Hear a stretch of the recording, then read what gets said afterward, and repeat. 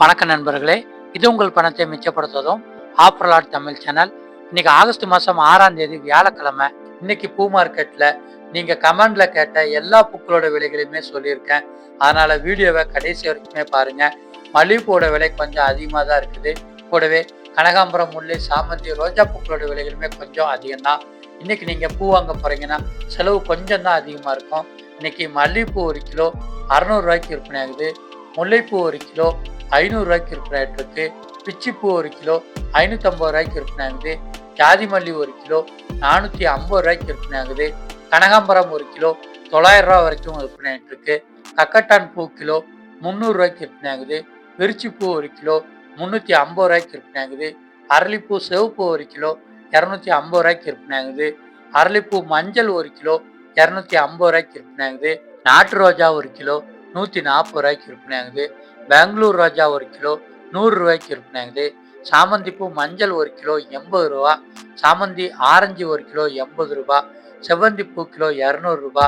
தாமரைப்பூ 1 15 ரூபாய்க்கு விற்பனை ஆகுது. செம்பருத்தி கிலோ 100 ரூபாய்க்கு விற்பனை ஆகுது. துளசி ஒரு கட்டு 20 ரூபாய்க்கு விற்பனை ஆகுது. மறிக்கொழுந்து ஒரு கட்டு 40 ரூபாய்க்கு விற்பனை ஆகுது. நந்தியாவட்டம் பூ கிலோ 200 ரூபாய்க்கு விற்பனை ஆகுது. சம்மங்கி பூ கிலோ 250 ரூபாய்க்கு விற்பனை ஆகுது. கோழிக்கொண்டை பூ கிலோ 100 ரூபாய்க்கு விற்பனை ஆகுது. பட்டன் ரோஸ் கிலோ 200 ரூபாய்க்கு விற்பனை ஆகுது. அருகம்புல் ஒரு கட்டு 10 ரூபாய்க்கு விற்பனை ஆகுது. வாடாமல்லி 1 கிலோ 100 ரூபாய்க்கு விற்பனை ஆகுது. பன்னீர் ரோஜா 1 கிலோ 160 ரூபாய்க்கு விற்பனை ஆகிட்டு இருக்குங்க. இன்னைக்கு இந்த பூக்களை நீங்கள் வியாபாரத்துக்கோ, சாமிக்கோ, பூஜைக்கோ, அலங்காரத்துக்கோ வாங்க போறீங்கன்னா நேரடியாக நீங்கள் மொத்த விலை கடைகளில் வந்து மூட்டையாகவே வாங்கினீங்கன்னா ரொம்பவுமே லாபம். பூக்கள் உங்களுக்கு கெட்ட தெரியும் அப்படின்னா நீங்கள் மொத்த விலை கடைகளில் உதிரி பூக்களாக வாங்கிட்டு போய் வீட்டில் நீங்கள் பூவாவும் மாலையாகவும் கட்டினீங்கன்னா உங்களுடைய செலவுகளை நீங்கள் பாதியாக குறைச்சிக்கிற முடியும். விரிஞ்ச பூக்களாக வாங்கினீங்கன்னா விலை கொஞ்சம் குறைவு. மொட்டுக்களாக வாங்கினீங்கன்னா விலை அதிகம். மொட்டுக்களை 2 நாளைக்கு கூட வச்சு பயன்படுத்திக்கிற முடியும்.